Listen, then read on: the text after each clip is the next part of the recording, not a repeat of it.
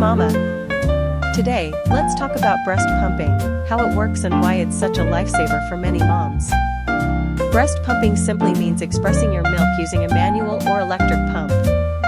It's perfect when you want to rest, return to work, or let someone else help with feeding, while still giving your baby your milk. Here's how to make it smooth and comfortable. Find a calm, relaxing spot. Wash your hands and make sure all pump parts are clean. Gently massage your breasts before pumping to help your milk flow. When you're done, store your milk safely. Fresh milk lasts about 4 hours at room temperature, 4 days in the fridge, and several months in the freezer. Always label with the date before storing. If you're just starting out, don't worry if you don't get much milk. Every mom's body is unique, consistency is the key. Pump every 2 to 3 hours to maintain a healthy supply. Don't forget to like, share, and subscribe for more simple breastfeeding tips.